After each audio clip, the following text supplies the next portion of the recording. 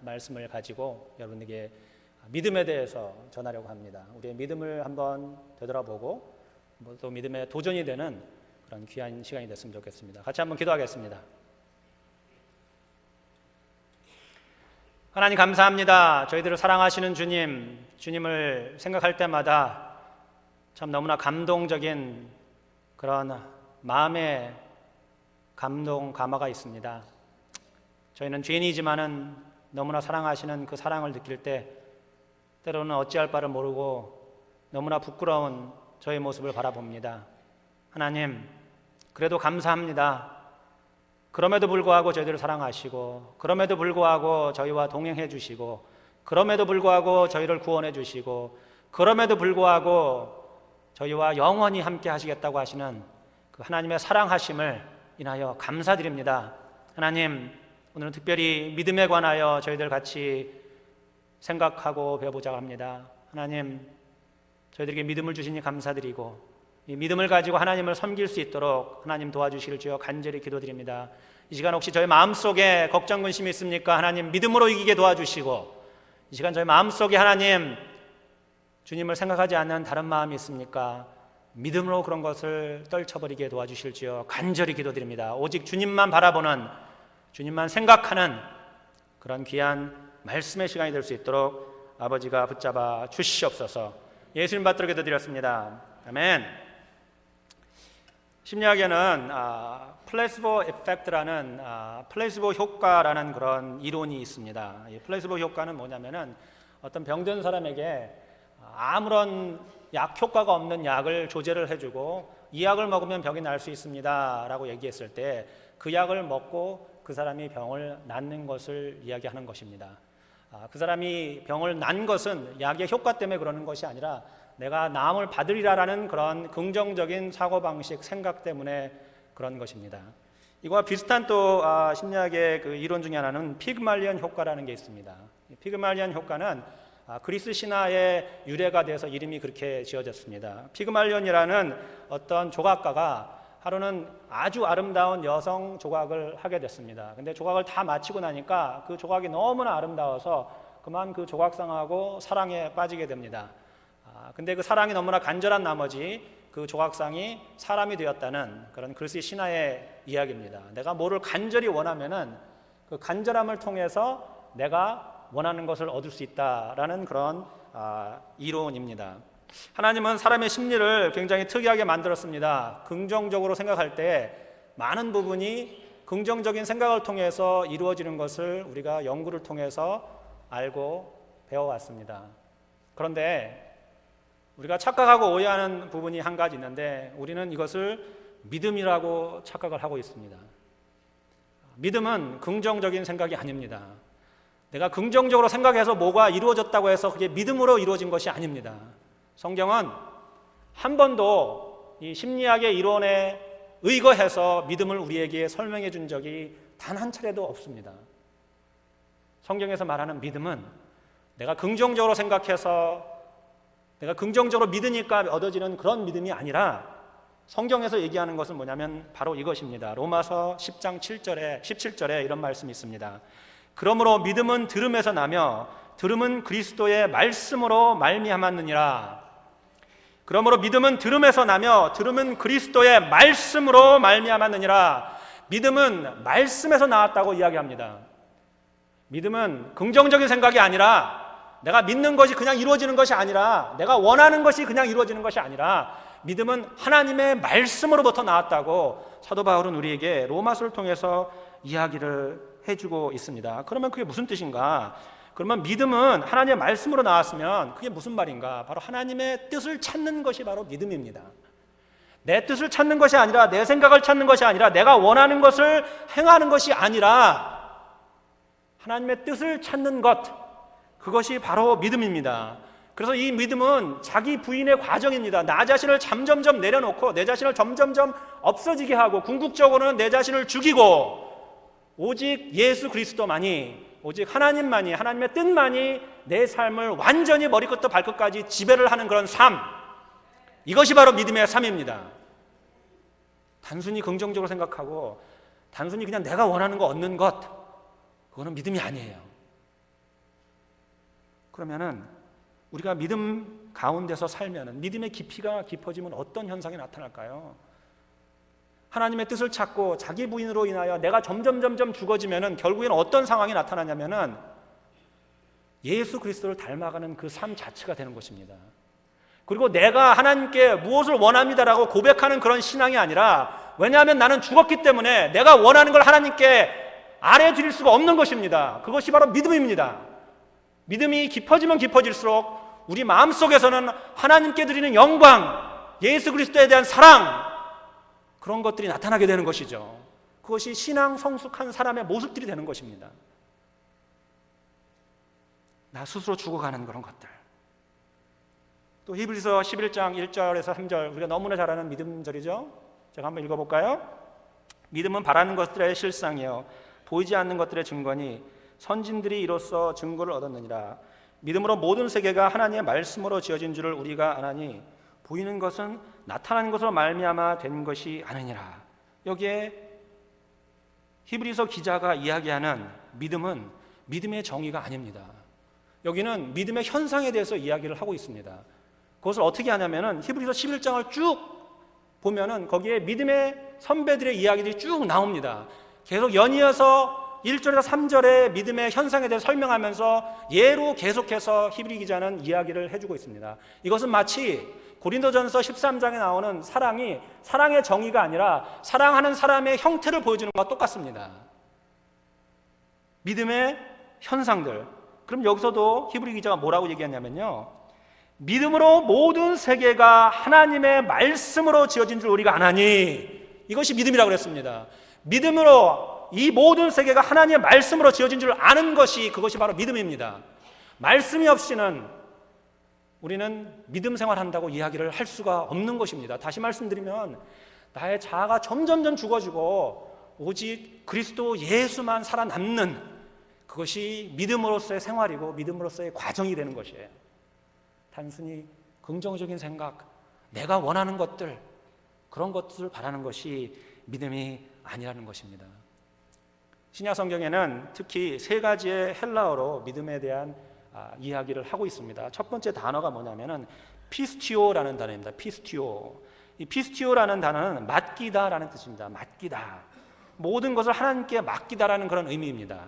두 번째 단어는 페포이데시스라는 단어입니다. 페포이데시스는 영어의 confidence라는 단어가 똑같습니다. 확신한다, 신념 또는 신뢰입니다.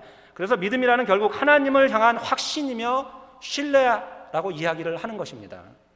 세 번째 단어는 뭐냐면은 피스티스라는 단어를 사용하는데, 이거는 충성이라는 뜻입니다. 충성. 그래서 맡기고 확신하고 신념과 신뢰를 가지고 충성을 드리는 것, 누구에게요? 하나님께. 그것이 바로 믿음이라고 이야기를 해주는 것입니다.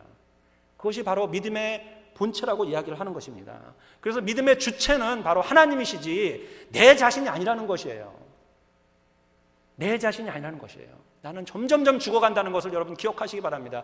여러분의 자아가 점점 살아 움직이면은 그런 믿음 생활을 잘못하고 있는 것입니다. 나는 점점 죽어지고 하나님만, 예수 그리스도만, 성령님의 역사하심만 내 삶 속에서 나타나는 그 자체가 바로 믿음이시라는 것을 다시 한번 여러분 믿으시기 바랍니다.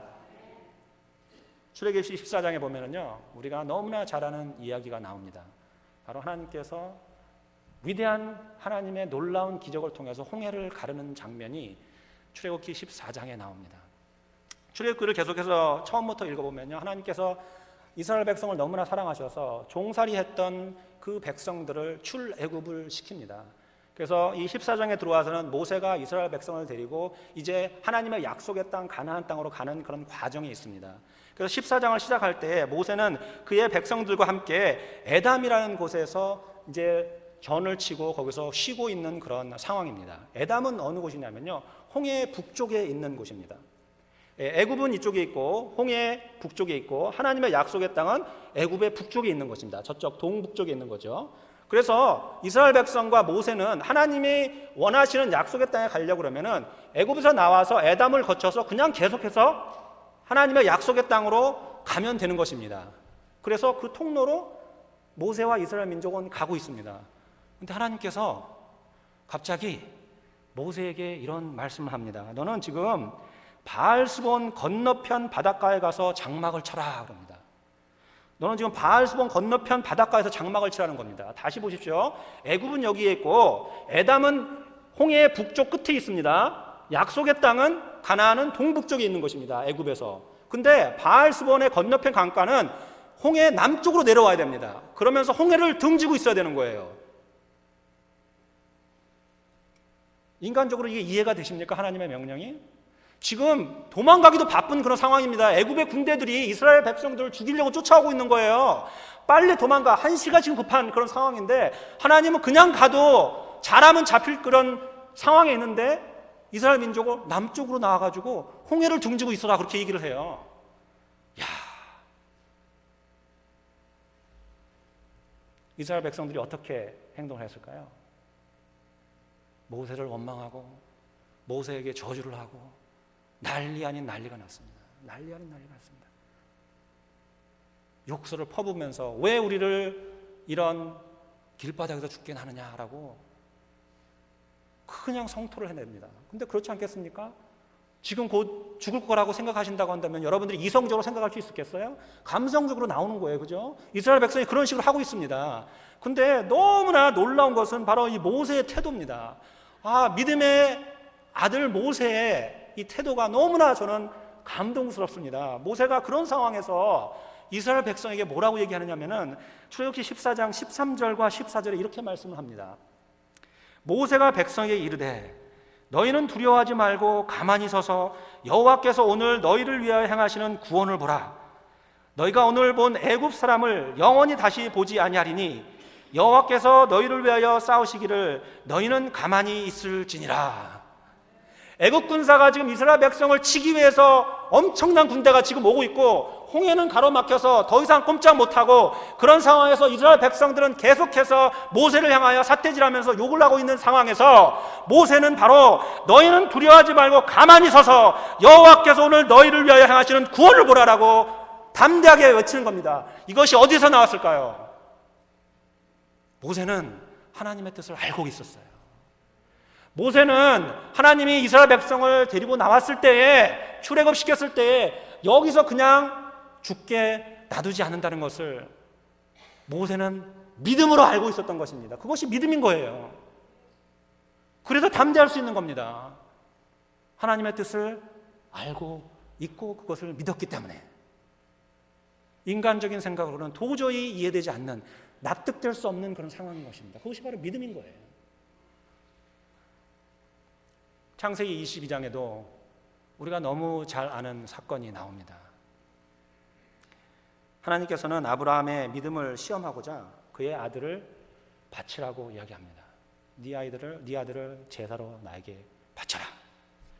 그래서 아브라함이 아들 이삭을 데리고 제사를 드리기 위해서 올라가고 우리가 너무나 잘 아는 것처럼 칼을 빼서 아들을 죽이려고까지 합니다. 그러면은 아브라함은 하나님께서 이삭을 살릴 것을 아셨나요? 그래서 우리가 아브라함을 믿음의 아버지라고 부르는 건가요? 하나님께서 당연히 이삭을 살릴 거라고 알기 때문에 그래서 우리가 믿음의 아버지 아브라함이라고 얘기를 하나요? 아닙니다. 물론 인간적인 생각은 그럴 수 있어요. 저도 아이를 키우는 아버지입니다.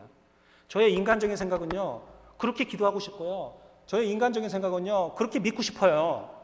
왜냐하면 그것은 당연히 아버지로서의 마음입니다. 자식을 사랑하는 그런 마음이에요. 근데 우리가 아브라함을 믿음의 아버지라고 부르는 것은 그런 인간적인 생각 때문에 그러는 것이 아닙니다. 아브라함은 하나님이 이삭을 죽이든 살리든 하나님의 뜻이 이루어질 것을 알았기 때문에 아들 데리고 간 겁니다. 거기에. 그렇지 않으면은 믿음의 아버지가 아니죠. 믿음이라는 것은 이렇게 하나님의 뜻을 찾아가는, 말씀 위에 서는, 하나님의 뜻을 간파하는 그런 마음, 예수 그리스도를 의지하는 그런 마음, 그런 것들이 믿음인 거예요. 긍정적으로 생각하는 게 믿음이 아닙니다. 긍정적으로 생각하고 내가 원하는 걸 얻었다는 거, 그것 믿음이 아닙니다. 성경에서는 그런 식으로 얘기한 적 한 번도 없어요. 그럼 여러분, 세소망교에 대한 믿음은 무엇인가요? 여러분, 세소망교에 대한 믿음이 있으신가요? 하나님의 뜻이 무엇일까요? 이 세소망교에 대한. 우리 이민교회가 너무나 어처구니없는 실수를 하는 것은 뭐냐면요, 교회가 그냥 모여서 친교하는 집단으로 바뀌어버리는 그런 안타까움이 있습니다. 이민교회가 이민 와서 어려우니까, 외로우니까 같이 모여서 친교하고 헤어지는, 하나님이 새서만교회를 그렇게 만드셨을까요? 하나님의 뜻이 무엇일까요? 땅끝까지 복음을 전파하는 것. 그것이 새서만교회가 믿음으로 알고 믿음으로 지켜야 되는 것이에요. 땅끝까지 하나님의 복음을 전파하는 것, 그것 단 하나 새서만교회가 존재하는 목적의 이유입니다. 저는 목사로서 너무나 안타까운 것이 또 하나 있는데요, 제가 외부 집회를 좀 많이 하는 편입니다. 그래서 외부 가다 보면 다른 교회들 방문을 하게 되잖아요. 근데 저희 교회처럼 하나님이 많은 달란트로 이렇게 축복해 주신 교회가 그렇게 많지 않습니다. 다들 형편들이 너무 어려워요. 교회가 다들 힘들어요. 일꾼이 너무 없어요. 우리 새서만교회는 일꾼이 너무 많아요. 감사해요. 너무 많아요. 저만 그렇게 보나요? 여러분 안 보이시나요? 근데 우리는 하나님이 주신 그 달란트로 무엇을 하고 있는가 우리 스스로에게 물어봐야 됩니다. 믿음으로 순종하는 마음으로 하나님께 나오는 건지, 아니면 인간적인 생각으로 그냥 내가 편안한 거, 내가 원하는 것대로 머무르고 있는 건지, 우리는 다시 한번 하나님 앞에 믿음의 무릎을 꿇고 기도로 우리 스스로가 잘하고 있는지 하나님께 물어봐야 돼요. 저는 이 새서만교회가 하나님의 놀라운 섭리 가운데 하나님이 하시고자 하는 일이 너무 많다고 생각해요. 이 많은 달란트를 가진 하나님의 백성들이 있는 교회가 할 수 있는 게 무궁무진합니다. 복음을 위해서 할 수 있는 것이 무궁무진해요. 저는 그것을 목사인 저만 보는 것이 아니기를 바라고 있습니다. 여러분도 보셨으면 좋겠어요. 하나님의 축복하심이, 이 새서만교회를 사랑하심이, 하나님의 이 새서만교회의 간절하심이 저만 보는 것이 아니라 여러분도 보시고, 여러분 동참하십시오. 믿음의 대열에 같이 합류하세요. 하나님의 영광을 위해서 믿음의 생활을 그렇게 해야 됩니다. 오늘 본문은 그런 마음, 사도 바울이 복음에 대한 거룩한 부담감이 있는 것을 우리가 볼 수 있어요. 사도 바울은 오늘 본문을 통해 복음에 대해서 너무나 거룩한 부담감이 있습니다. 그러면서 저에게 전해주는 두 가지 교훈이 있는데요, 첫 번째는 뭐냐면은 의인은 믿음으로 산다. 두 번째는 믿음은 복음을 보여주는 도구다라고 얘기합니다. 의인은 믿음으로 사는 것과 믿음은 복음을 보여주는 도구다라고 이야기를 합니다. 첫 번째, 의인은 믿음으로 산다. 복음은 무엇일까요? 복음은 좋은 소식입니다. 왜 좋은 소식일까요? 예수 그리스도를 통하여 은혜로 우리가 구원을 받으니까 좋은 소식인 거예요. 하나님께서 그의 독생자 예수 그리스도를 십자가에 달려 못 박혀 죽으시고 함으로 말미암아 내가 죄인으로 영영 형벌을 받을 수밖에 없는 이 죄인이 의롭다 칭함을 받고 구원에 이르는 그 놀라운 은혜의 역사에 동참을 하는 것이, 그것이 바로 복음입니다. 얼마나 감사한지 몰라요. 얼마나 기쁜지 몰라요. 그런데 사도 바울은 복음을 거기까지만 생각하면은 복음을 반토막 낸 거라고 이야기를 하고 있습니다. 왜냐하면은 17절에 이런 말씀이 있습니다. 복음에는 하나님의 의가 나타나서 믿음으로 믿음에 이르게 하나니 기록된 바 오직 의인은 믿음으로 말미암아 살리라. 사도 바울은 오늘 이 말씀을 통해서 우리에게 뭐라고 얘기하냐면요, 믿음으로 살아내는 것이 복음이다라고 이야기합니다. 믿음으로 살아내는 것. 여러분들의 삶 속에, 여러분들의 하루하루 삶 속에 어떤 고난과 여건과 또는 어떤 행복과 기쁨이 있는지 모르지만 하루하루를 믿음으로 살아내는 그 자체가 바로 복음이라는 것을 여러분 기억하시기 바랍니다. 단순히 구원받은 것만이 복음이 아니라 우리의 삶 속에서 믿음으로 그것들이 나타나야 된다는 것이죠. 마틴 루터는요, 원래 법학을 공부한 사람이었습니다. 그가 어느 날 친구와 여행을 하는 도중에 친구가 그만 낙뢰에 번개에 맞아가지고 그냥 거기서 죽음을 당했습니다. 거기에 너무 놀라고 너무나 두려워서 마틴 루터는 수도사가 되기로 결심을 합니다. 그래서 수도원에 들어가서 금욕, 금식기도, 고행, 뭐 여러 가지 율법적인 그런 행위를 통하여 하나님의 진노를 풀고 평안을 얻기 위해 노력을 합니다. 근데 그렇게 하면 할수록, 율법을 지키면 지킬수록 점점점 그가 발견하는 것은 뭐냐면은 내가 더 이상 율법적인 삶을 살 수 없다는 것을 인지를 하는 거예요. 그래서 마리톤트는 이것은 하나님이 원하는 방법이 아니다 라고 이야기를 하고, 그러던 중에 로마서 1장 17절 오늘 말씀을 통해서 의인은 믿음으로 산다라는 깨달음을 얻습니다. 의인은 행위로 사는 것이 아니라, 의인은 율법으로 내 자신을 계속 채찍질하면서 내 자신을 고난 속에 빠뜨리는 그런 것이 아니라, 의인은 믿음으로 산다라는 것을 깨달은 후에 이런 말을 루터가 합니다. 우리는 의로운 행위를 통하여 의롭게 되는 것이 아니라 은혜와 죄의 용서함을 통하여 의롭게 될 때 비로소 의로운 행위를 할 수 있는 것이다. 거룩한 인간의 삶은 주는 데 있는 것이 아니라 하나님으로부터 받는 데 있으며, 소유에 있는 것이 아니라 갈망에, 경건한 존재에 있는 것이 아니라 경건하게 되어지는 데 있는 것이다. 믿음은 매 순간 경건한 삶 속으로 들어가는 것, 그것이 믿음이라고 루터는 우리에게 이야기를 하고 있습니다. 의인은 믿음으로 산다. 사도 바울이 오늘 본문에 말씀한 의인은 믿음으로 산다는 사실은 사도 바울의 말이 아닙니다. 하박국 선지자가 하나님과 대화하는 그런 내용입니다. 하박국 2장 4절에 의인은 믿음으로 산다라는 말이 나옵니다. 그래서 이 의인은 믿음으로 산다라는 말을 이해를 하기 위해서는 하박국의 전체적인 내용을 이해를 해야 됩니다. 간단하게 제가 설명을 한번 해드리겠습니다. 하박국은 어느 시대의 선지자였냐면은 남유다가 거의 멸망 직전에 있는, 남유다가 너무나 많은 악행을 행하는 그 순간, 하나님을 멀리하고 우상을 숭배하고 너무나 악한 그런 삶을 사는 그 당시의 선지자였습니다.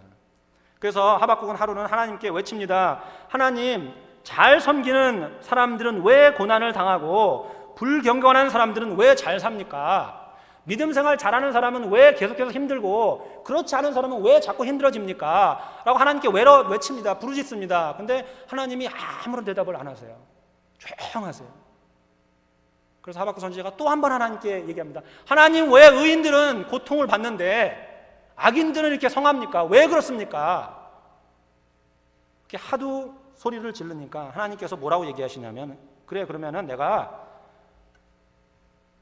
갈대아 사람들을 들어서 너의 이스라엘 백성들을 치게 하리라, 그렇게 얘기합니다. 이 갈대아 사람은 바벨론 사람들입니다. 하박국 선지자의 눈으로는 바벨론 사람은 더 악한 사람들입니다. 이스라엘 백성들보다 더 악한 사람들이에요. 그런데 하나님은 그 더 악한 사람을 사용해서 악한 이스라엘 백성을 치겠다는 거예요. 근데 바벨론 사람들은 이스라엘 사람들을 계속해서 괴롭히면서 그 사람들에게 재물을 뺏어가고 많은 것을 약탈하면서 아주 호의호식을 하고 있는 그런 상황입니다. 이 상황이. 근데 하나님은 그런 악한 사람을 들어서 가지고 이스라엘 백성을 치겠다고 얘기를 하세요. 하박국 마음에는 어떤 마음이 있었냐면은, 그래도 이스라엘 백성이 바벨론 사람보다 낫지, 그런 마음이 있었던 거예요. 하나님이 뭐라고 얘기하냐면은 의인은 믿음으로 산다라고 얘기합니다. 그게 무슨 뜻이냐면은, 야, 도찐 개찐이다. 개나 너나 다 똑같다. 바벨론 사람이나 너 이스라엘 백성 다 똑같다. 너는 뭐가 그렇게 잘났다고 얘기를 하느냐? 너는 뭐가 의롭다고 얘기하느냐?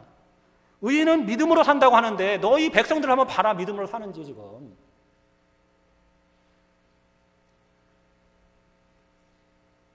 그렇게 말씀하시면서 하나님은 의인을 위하여 바벨론을 사용하지만 결국에는 악한 바벨론을 멸망하시겠다고 말씀을 하십니다. 그랬을 때 그 기쁨의 마음을 하박국이 이제 하나님의 마음을 이해를 하는 거죠. 그러면서 하박국이 이런 하나님께 말을 합니다. 3장 2절에 여호와여, 내가 주께 대한 소문을 듣고 놀랐나이다. 여호와 주는 주의 일을 이 수년 내에 부응하게 하옵소서. 이 수년 내에 나타나옵소서. 진노 중에라도 긍휼을 잊지 마옵소서. 여기에 부응이라는 단어가 나오는데요, 이 부응이라는 단어는 성경 전체를 통해서 여기에 딱 한 번 나옵니다. 이 부흥은요, 우리가 생각하는 빈자리를 채워주는 그런 부흥을 얘기하는 것이 아니에요. 여기서 말하는 부흥은요, 무엇을 얘기하는 거냐면은 다시 살리는 것을 얘기하는 것입니다. 깨끗게 하기를 원하는 것이에요. 하나님께서 우리에게 부흥을 주신다는 것은 무엇을 얘기하는 것이냐면 여러분과 제가 회개를 하고 깨끗게 다시 나오는 것이 바로 부흥인 거예요. 하박국은 의인은 믿음으로 살리라라는 말씀을 통해서 그들이 부흥이 있어야 되겠다고 생각을 하고 하나님께 그것을 간절하게 호소를 하는 거예요. 다시 얘기하면은 하박국은 이스라엘 백성들이 회개를 해야 되겠다고 얘기를 하는 거예요. 우리 새소망교회는 회개할 필요가 있을까요? 회개할 필요가 있을까요? 이런 믿음의 담대함들이 하박국으로 하여금 믿음의 선지자의 길로 가게 하는 것이에요. 그래서 하박국이 우리가 너무 잘 아는 하박국 3장 17절 18절의 말씀을 하지 않습니까? 비록 무화과 나무가 무성하지 못하며 포도나무에 열매가 없으며 감람나무에 소출이 없으며 밭에 먹을 것이 없으며 우리의 양이 없으며 외양간에 소가 없을지라도 나는 여호와로 말미암아 즐거워하며 나의 구원의 하나님으로 말미암아 기뻐하리로다. 아멘. 이게 믿음의 고백입니다. 하나님의 뜻을 쫓아가는 믿음의 고백입니다. 긍정적으로 생각할 때 이런 고백이 나올 수 있겠습니까? 내가 원하는 것을 맨날 바라고 그것만 원하는 그런 믿음 생활을 할 때 이런 고백이 나올 수 있겠습니까? 절대 그럴 수 없습니다. 내 자아가 죽어가고 오직 예수 그리스도가 살아서 숨 쉴 때에 비로소 이런 믿음의 고백이 나오는 것이에요. 유기성 목사님은 그의 책에서 이런 말씀하셨습니다. 우리가 정말 주님의 양이라면 철저히 양이 되어야 합니다. 우리가 양처럼 약하고 미련하고 고집쟁이라는 것을 인정하고 나의 계획과 지혜와 고집을 내려놓고 매 순간 목자의 인도하심을 받아 함을 인정하고 주님만 바라보아야 할 것입니다. 양은 걱정하고 근심하지 않습니다. 탄식하고 좌절하지 않습니다. 오직 목자만 따라갑니다. 그게 믿음입니다. 오직 목자만 따라가는 것. 오직 목자만 따라가는 것. 목자이신 예수님만 따라가는 것. 사도 바울은 거룩한 부담감으로 오늘 본문을 통해서 두 번째 이야기를 저희들에게 해주고 있습니다. 두 번째 이야기는 믿음은 복음을 보여주는 도구이다. 믿음은 복음을 보여주는 도구이다. 사도 바울은 로마 사람들에게 복음을 전하기를 간절히 원합니다. 너무나 원합니다. 빨리 가서 그들에게 복음을 전하고 싶은 마음이 있습니다. 그것을 어떻게 알 수 있냐면 14절, 15절, 16절에 그는 영어로 표현하면 I am, 나는 이라는 단어를 계속해서 이야기를 하면서 나는 가고 싶다, 나는 복음을 전하고 싶다고 계속 이야기합니다. 14절에 내가 빚진 자라, 15절에 나는 할 수 있는 대로, 16절에 내가 사도 바울은 복음을 전하기를 원해요. 복음을 전하기를 원해요. 그리고 8절에 보니까 첫째는 내가 예수 그리스도로 말미암아 너희 모든 사람을 인하여 내 하나님께 감사함은 너희 믿음이 온 세상에 전파됨이로다. 믿음이 복음이 되어서 전파가 된다는 것이에요. 믿음이 온 세상에 전파된다는 것이에요. 야고보서 2장 26절에는 이런 말씀이 있습니다. 영혼 없는 몸이 죽은 것 같이 행함이 없는 믿음은 죽은 것이니라. 영혼 없는 몸이 죽은 것 같이 행함이 없는 믿음은 죽은 것이니라. 저는 가정사역할 때요, 매번 이 말을 굉장히 많이 합니다. 그것은 뭐냐면은 저는 여러분들이 주 안에서 회복이 되고 주 안에서 행복하고 기쁨이 넘치는 부부생활, 가정생활이 됐으면 좋겠습니다. 그것이 저의 목표입니다 라고 얘기합니다. 실질로 제 가정사역의 목표가 바로 그렇습니다. 여러분들이 다 주 안에서 기뻐하고 행복한 그런 삶을 누리는 것. 왜냐하면 그것이 바로 하나님께서 가정을 창조한 목적입니다. 에덴 동산에서. 근데 거기엔 또 제가 하나님께 기도하는 숨은 뜻이 있습니다. 여러분들이 기뻐하고 행복한 삶을 살 때 그것을 바라보는 믿지 않는 사람들이 여러분들에게 와서 묻기를 원하는 거예요. 어떻게 하면은 당신처럼 그렇게 행복하게 살 수 있습니까? 어떻게 하면 당신처럼 그렇게 기쁘게 살 수 있습니까? 그렇게 묻기를 원하는 거예요, 저는. 그러면 여러분은 그때 믿지 않는 사람들이 여러분들 이렇게 물어봤을 때 뭐라고 대답하시겠습니까? 예수 그리스도 때문입니다. 이게 전도인 것입니다. 이게 전도인 것이에요. 믿음으로 보여지는 복음의 전도가 이것인 거죠. 우리의 삶으로 살아갔을 때 그냥 복음의 메시지가 그대로 보여지는 것입니다. 왜냐하면 그게 복음 자체니까. 내가 죽으면 죽을수록 예수 그리스도가 나타나는 것이 복음이니까.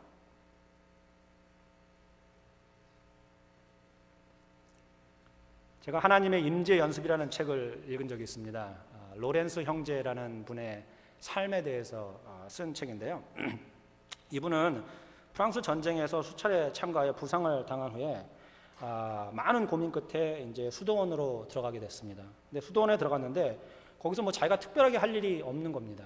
뭐 교육을 많이 받은 것도 아니고 능력이 있는 것도 아니고. 그래서 이분이 부엌에서 일을 하기로 했습니다. 그래서 평생 수도원의 부엌에서 일을 했습니다. 평생 동안 맨날 밥하고 설거지하고 쓸고 닦고 하는, 뭐 보통 가정주부들이 많이 하는 그런 일이겠죠. 근데 이분의 삶이 굉장히 특별했던 것은 뭐냐면은 그가 설거지할 때도, 그가 밥을 할 때도, 그가 청소할 때도 그 순간순간이 이분은 기쁨의 감격의 순간인 거예요. 왜냐하면 그 순간이 바로 하나님을 만나는 순간이에요. 이분한테는 하나님의 임재를 체험하는 순간인 거예요. 그러니까 그게 주위에 막 소문이 나가지고 사람들이 이분에게 와가지고 어떻게 하면은 그렇게 하나님의 임재의 경험을 할 수 있습니까? 라고 그 당시에 사람들이 이분에게 배우러 온 거예요. 지금도 책으로 써져서 많은 사람들이 이 책을 읽으면서 하나님의 임재하심을 경험을 하려고 노력을 하는 거예요. 여러분들에게 강력하게 추천하고 싶습니다. 하나님의 임재 연습. 짧은 책입니다. 쉽게 읽을 수 있는 책입니다. 거기서 이 로렌스 형제가 이렇게 얘기합니다. 하나님에 대한 책의 기록, 우리의 영혼의 느낌, 날마다 변덕스럽게 오르락내리락하는 경건의 감정, 개인적인 영적 성찰 같은 것만으로 하나님을 사랑하고 아는 것으로는 충분하지 않습니다. 이 모든 것 대신 우리의 믿음이 더욱 생동하게 해야 합니다. 믿음으로 우리의 감정을 넘어서서 하나님과 예수 그리스도의 완전하심을 있는 그대로 경배해야 됩니다. 이런 믿음이기야말로 교회가 추구해야 할 기본적인 정신이며 우리가 그리스도의 완전함에 이르는 데 필요한 모든 것입니다. 행함이 없는 믿음, 보여지지 않는 그런 믿음, 그것은 죽은 믿음입니다. 여러분과 제 삶 속에서 주위의 사람들이 예수 그리스도의 모습을 볼 수 있어야 돼요. 그것이 복음인 것입니다. 복음으로 변화된 우리의 모습인 것이에요. 교회의 역사를 보면은요, 예수님의 제자들이 어떻게 선교를 하다가 어떻게 죽어갔는지 교회 역사에 나옵니다. 제가 예수님의 제자들이 어떻게 죽었는지 한번 여러분들에게 읽어드리도록 하겠습니다. 베드로는 거꾸로 매달린 십자가형을 당해서 죽었습니다. 야고보는 목이 잘린 참수형을 당했고요. 안드레는 십자가에 매달린 채 창에 찔려 죽는 책형을 당했습니다. 빌립은 십자가에 매달린 채 돌에 맞아 순교를 했고요. 도마는 칼 또는 창에 찔려 순교를 했습니다. 바돌로메는 산채로 피부가 벗겨진 후 몽둥이에 맞아 순교를 했습니다. 마태는 칼에 찔려 순교를 했고요. 야고보는 나무망치에 머리를 맞아 순교를 했습니다. 시몬은 톱으로 몸이 두동강이 나서 순교를 했고요. 유다는 화살에 맞아 순교를 했고요. 바울은 참수형으로 순교를 했습니다. 요한만 노년으로 사망을 했습니다. 이분들의 믿음의 복음의 증거 때문에 여러분과 제가 이렇게 예배를 드리고 있는 거예요. 이분들의 믿음의 증거 때문에 우리가 지금 예배를 드리고 있다고요. 너무나 편안하게 이 좋은 건물에서 예배를 드리고 있다고요. 우리는 그러면은 다음 세대에게 무엇을 물려줄 수 있습니까? 이 건물을 물려줄 수 있을까요? 이 좋은 시설을 물려줄 수 있을까요? 우리가 지금 물려줄 수 있는 것은 믿음뿐입니다. 여러분들의 믿음의 발자취가 다음 세대를 통하여 하나님께 열심으로 나와서 하나님의 믿음으로 살아가는 그런 믿음의 제자들을 만들어내는 것입니다. 믿음을 보여주십시오. 그것이 복음을 보여주는 방법입니다. 우리가 믿음을 보여주지 않으면 복음이 보여지지 않을 수도 있습니다. 앤드류 머레이는 신앙인의 장애가 있다고 합니다. 아주 심각한 장애라고 그분은 이야기합니다. 세 가지가 있는데요. 첫째는 우리가 실천적인 적용 없이, 전혀 실천하는 것이 없이 그저 말씀만 듣는 것 자체만 기뻐한다고 합니다. 그거 장애라고 합니다. 믿음의 장애. 둘째는 인간의 무능력과 한계를 핑계대는 것입니다. 말씀대로 살 수 없는 것이 당연하다고 생각하며 말씀대로 살지 않는다고 합니다. 그것이 장애라고 합니다. 셋째는 말씀을 듣거나 읽는 것을 하나의 의무나 형식으로 여기는 태도라고 합니다. 열심히 듣고 읽은 후에 할 일을 다 했다고 착각을 하는 것이라고 합니다. 이것이 바로 신앙인의 장애라고 얘기합니다. 우리는 그런 장애를 갖고 있지 않나요? 그냥 여기가 좋습니다. 나는 만족합니다. 말씀을 마치려고 합니다. 맥스 루케도 목사님은요, 이런 말씀을 그의 책에서 이야기합니다. 하나님이 당신을 위하신다. 경주하는 당신을 하나님이 응원하고 계신다. 결승선 너머를 보라. 하나님이 당신의 발걸음 하나하나 박수를 보내고 계신다. 너무 지쳐서 더는 못 가겠는가? 그분이 데려가시리라. 너무 실망스러워 싸울 힘이 나지 않는가? 그분이 일으켜 세우시리라. 하나님은 영원히 당신 편이십니다. 기억하십시오. 오직 믿음. 의인은 믿음으로 살리라. 의인은 믿음으로 살리라. 오직 믿음. 그 믿음만이 여러분을 살리고 저를 살리고 우리 세소망교회를 살릴 것입니다. 기도하겠습니다. 이 시간 우리의 믿음